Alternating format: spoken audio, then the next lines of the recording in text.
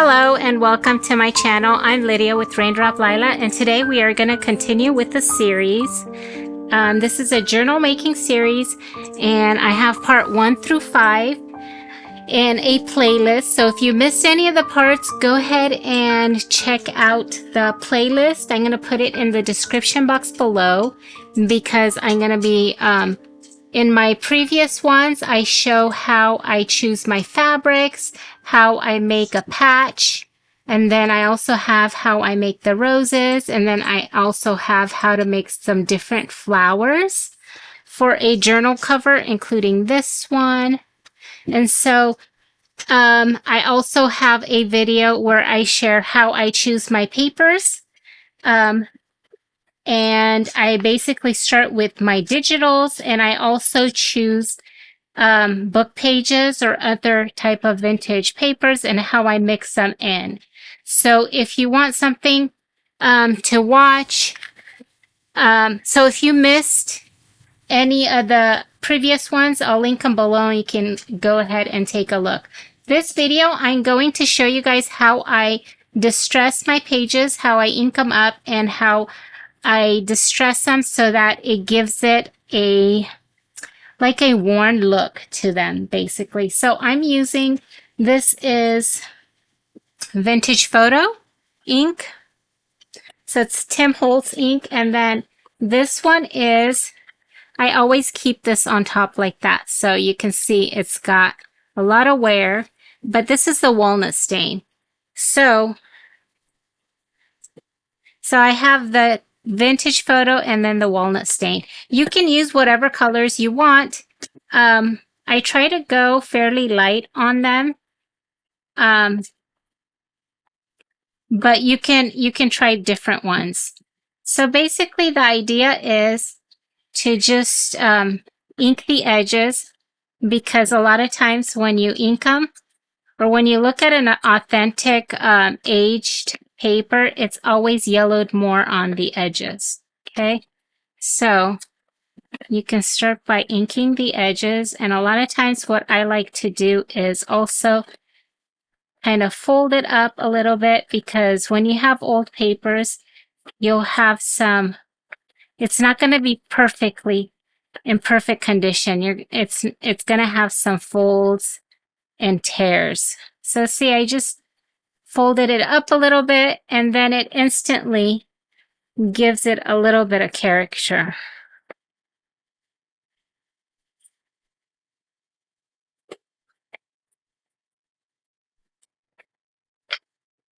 Let's do the back.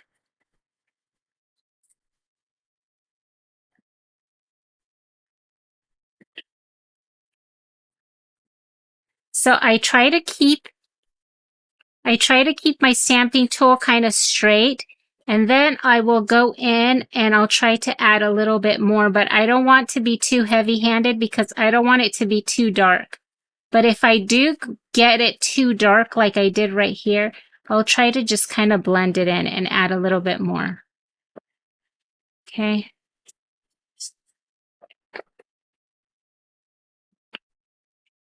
See, like I did that there.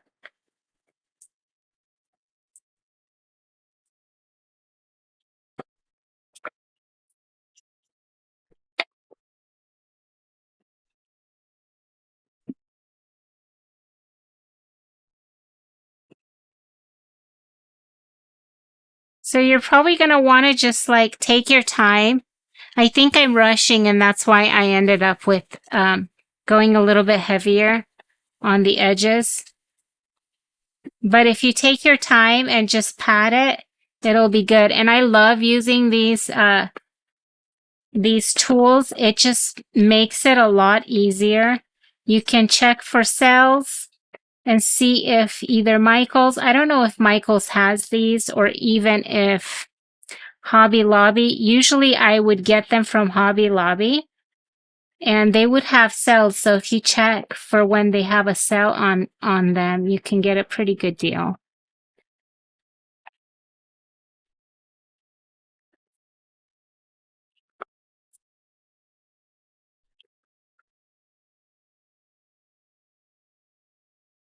Okay, and then Another thing that you can do is around if you think of breaking up your page into 3, right? Around here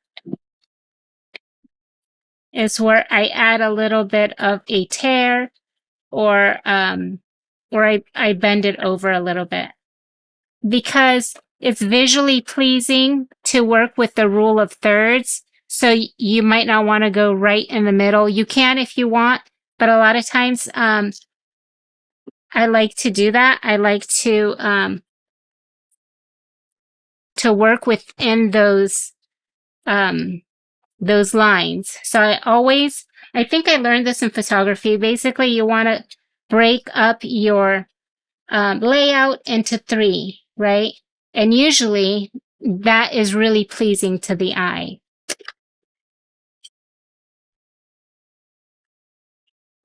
Okay, so there's this page. I'm going to go on the inside now too.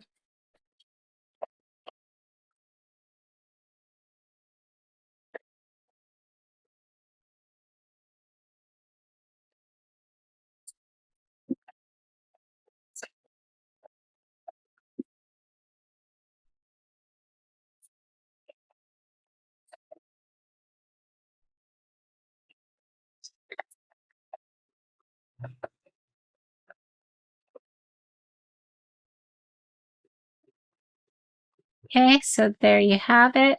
So, and sometimes I'll even go in and scrunch it up just a little bit, because it just gives it a little bit of movement, and I think it just looks really good to add a little bit of wrinkles to that page. Okay, now you can do the book page. Maybe I will. I don't always do my book pages because I feel like they're already somewhat vintage. They already have natural yellowing to it, but I'll do this one. Another thing to keep in mind is that when you add the ink to the edges, it can also help it stand out against your next page a little bit, depending on how heavy you go on it. So it helps to kind of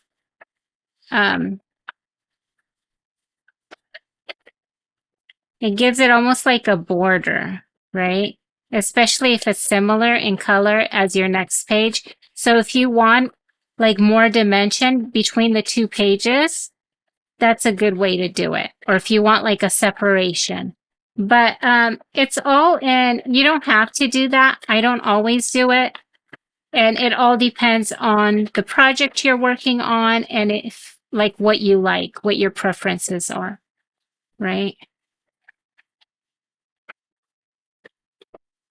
Okay, so let's see how that looks. See that? Okay, and then this piece. So that's basically what I'm doing, is I just go through and I ink up all the edges. And that also, if I didn't line the 2 pages properly, because I like to glue my pages together. Let's see. So you can see there's some white here showing a little bit. I left this side right here open for oops, I just tore it a little bit. I'll re-glue it. But I left it open so it's like a little secret tuck spot. Well, you can see some of the white line at the top, and by doing this, you kind of gonna blend it in somewhat.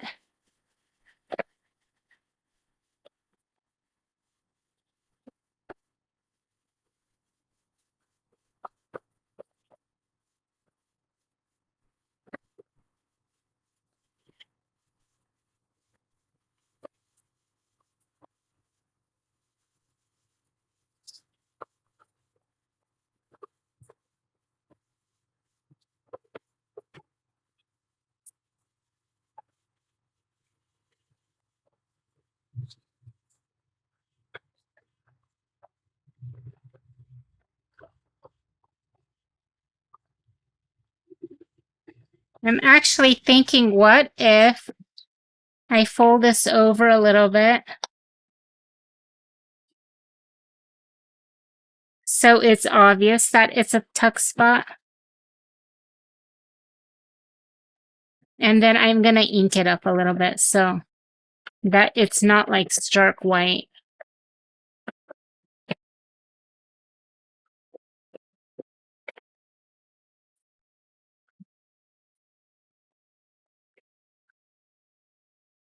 And then I'm going to ink it up on here too a little bit.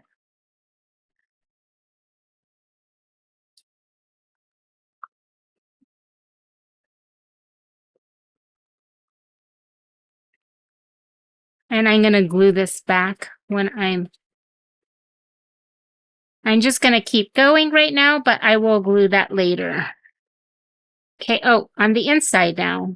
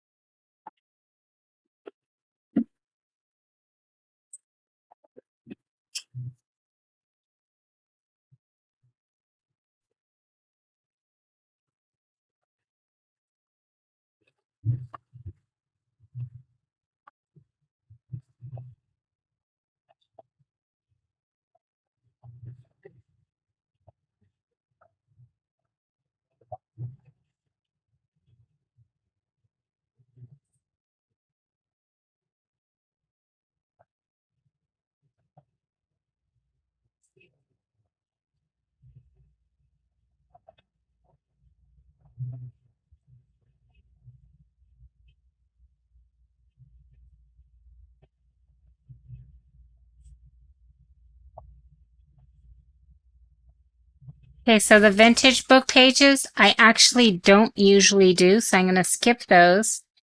And then I'm going to do these ones.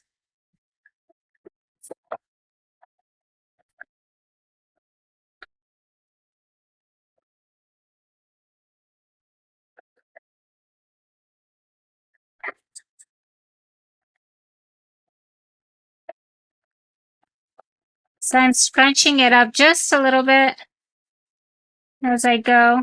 I just don't want it to be in pristine, like perfect condition because I feel like I want it to look a little bit worn and ready to like for you to work in and more. I feel like it's more inviting to work on it if it has a little bit of a, like if it's not too pristine.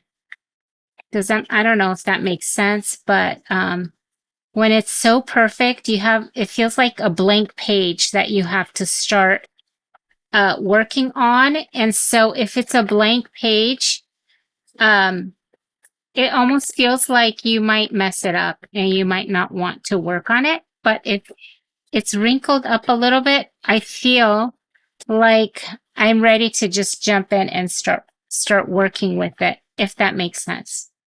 That's how I feel about my printables and my when I'm working on a journal.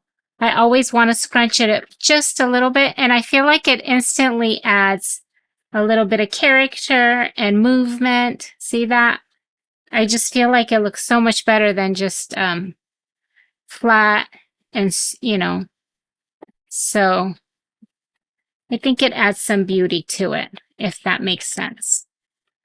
Okay, so here we are. I was gonna minimize it to 3 signatures instead of 4. I'm not sure. I didn't think about it yet. I was kind of busy since the last time I filmed. I think I had a lot going on. I'm trying to think what we did. I went to some thrift stores or some antique stores. And so I haven't worked on this journal since last time. And I've also been trying to organize my workspace, my craft room.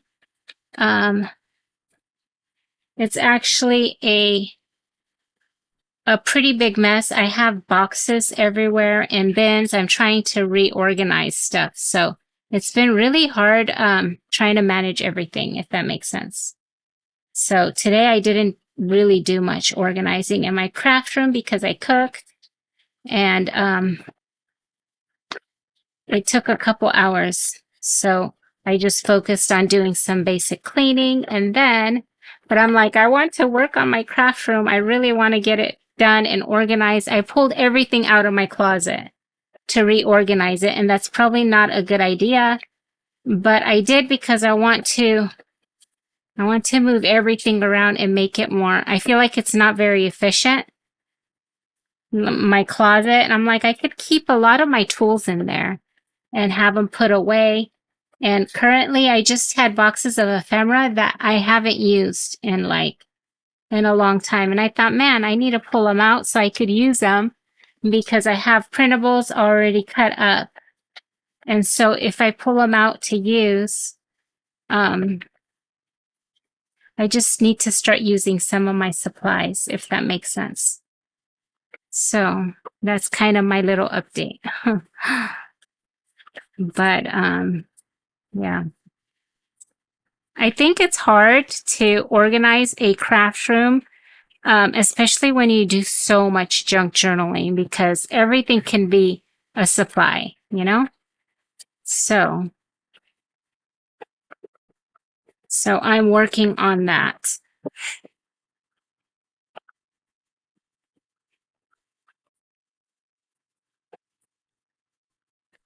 But I also want to get this journal done. It's been fun working with all the yellows, and I want to see this whole series done. I think it's getting quite big, the series. This is already part 5, and I think it's huge. Oh my gosh.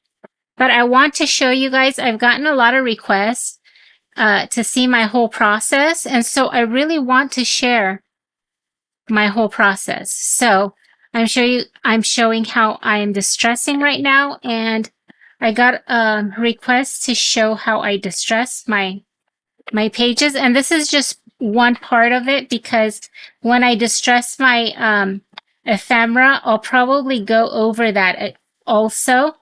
I'll show you guys how I do my ephemera too. I lost my train of thought. Oh, I got requests to show how I do my distressing. So this is kind of what I do is I use, I just use the ink, and sometimes I'll go and I'll put in like a little tear. Like I'll do that here now so you guys can see. And then I will wrinkle it up a little bit like this. And so the cool thing is when you do something like this, you can see the paper on the next side. And I think it adds a lot of interest. I think it looks really good. And then I'll ink this side too, so that, see that? I like that. So you can do something like that. My coffee dye paper and my vintage papers, I don't usually do, but my printables, I do. Okay, wait, where are we at? Okay.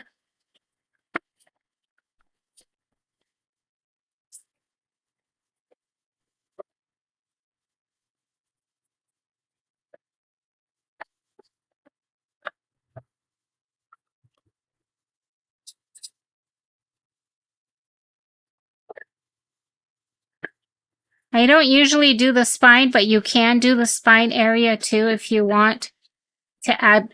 Think of it as adding a shadow, right? So when you're adding like this shadow to the edge, it kind of helps it stand out more. That makes sense? So it's up to you how much you want to add and how much you like to add. If I'm doing a really grungy journal, I'll probably add more. And if I'm doing a softer journal, I might add less. Or use less of it. Or you can even use a lighter color, right? You can even do something like this. where you open part of it that isn't really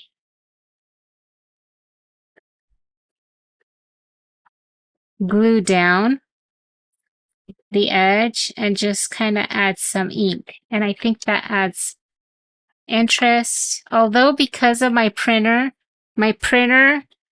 printed the lines on the edge, I will definitely cover some of that up because I don't like it. Okay, it didn't do it on this side, just on this side. So,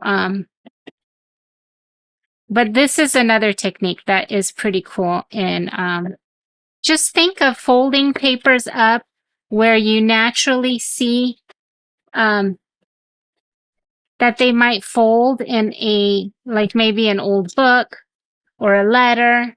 You can kind of try to think about how you would mimic something that is old.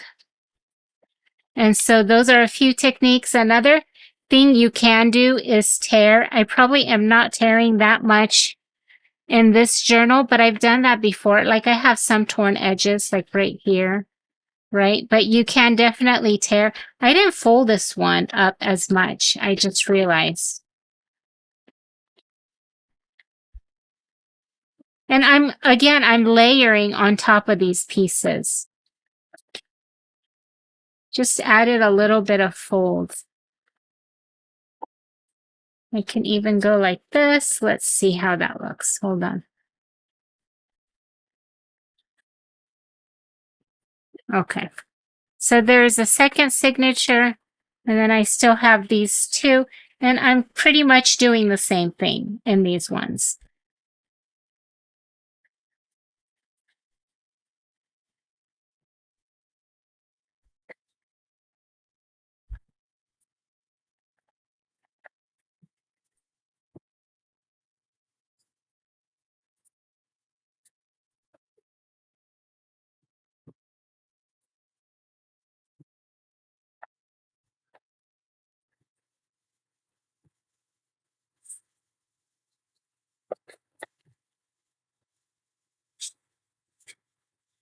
I love this page. It's so pretty. Oh my gosh. I'll link all the printables I'm using down below. And if you guys want to pick something up, I'm going to have all these kits on sale. So if you guys want to pick something up and work along with me with the same type of kit, you can. You definitely can use these techniques with any kits or any papers you have.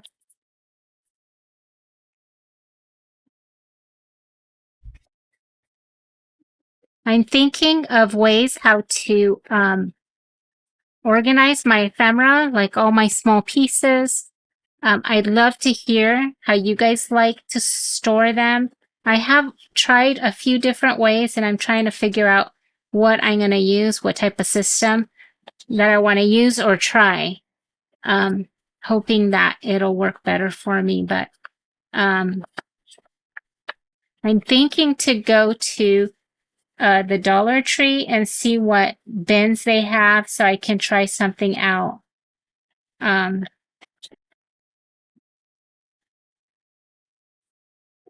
Maybe buy some new baskets or something, although I probably don't need that many new baskets. But I'm trying to think, maybe I actually have like shelving that are like, I don't know, 18 inches tall, maybe 24 inches tall in the closet. And so if I'm going to store things in there, I'm thinking maybe something like acrylic drawer, like an acrylic drawer system maybe, so I can sort them out. I don't know. I'm trying to figure out how it would work for me best so that I can keep all my supplies in my closet and then have my tables completely clear and have them open so that everything gets put away. I think that would be really inspiring for me, because right now I kind of keep everything on my desk and on my tables, and I have 1, 2, 3, 4. I have 4 different workspaces I work at. And they are usually covered with different projects. So I'm like, I want to put them away so that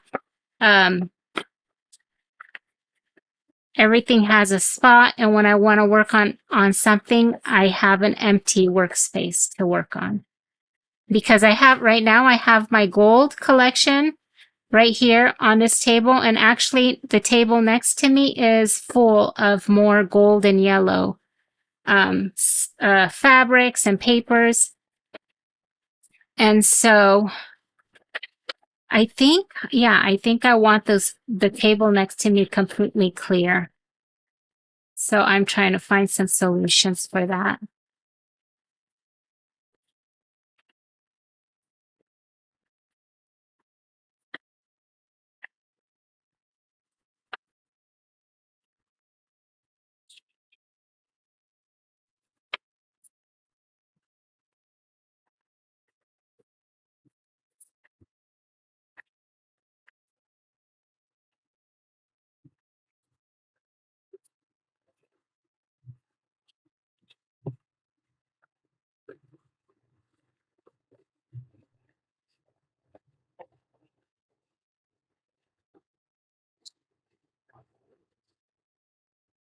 Okay, so I have this one done, and then I have just this one.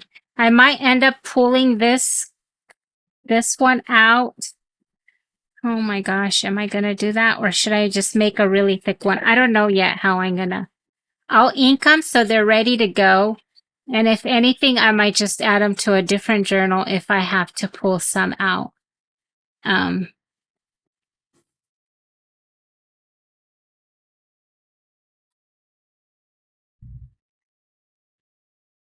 Okay, so this part, I had like some washi tape, I think, up here, and I peeled it off. And I still decided, I had the washi tape on this page before I put it in the signature, but I want to use it anyways, and I will just cover that up. So anytime if you have something that you don't like on a page, or if you feel like you made a mistake, or if something is not quite right, you can always cover it up. Don't forget about that. You can take another piece and just add on top of there and glue. You can add washi. Anything can be fixed. And I think that it'll probably even look better once you add to it. I can add a book page, a corner or a strip up at the top there to cover that up. But usually I just start here and then I'll deal with that later as I work on my layouts.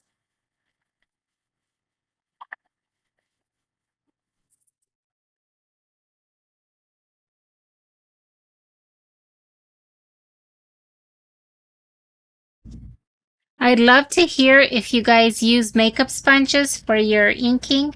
I've tried to use some makeup sponges, like the triangle type of makeup sponges, and they were a hassle to work with. I really actually hated working with them. And so I'd love to hear if you guys use a different method for your ink and if you like it. I like this so far. I think it works so well, and I love this little tool.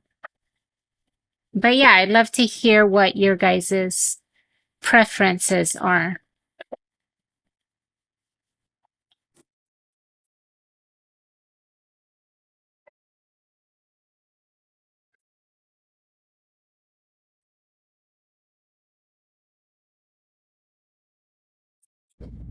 Okay, so this is the last one, and we have everything all inked up and ready to go.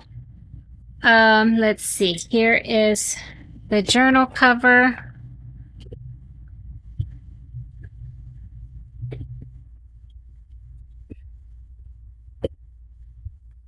And see how the more I fill it up, the smaller the cover gets, right? See how it's getting smaller because the spine is getting larger, if that makes sense.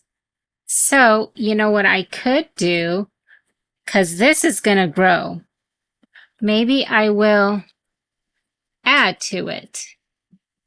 Do you know what I mean? And I think maybe that'll add more interest. Anyways, I can do this.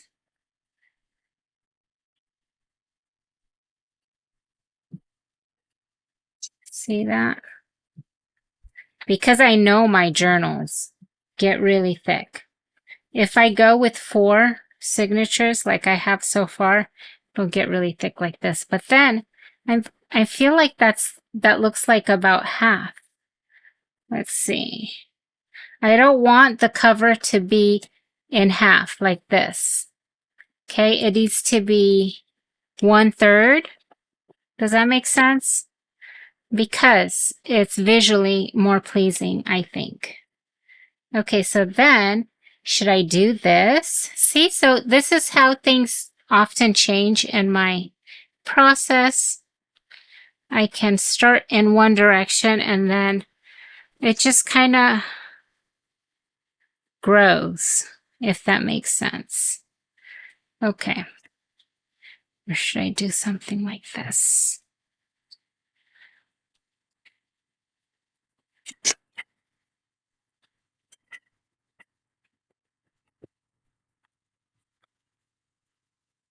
I kind of like that. I think that's pretty.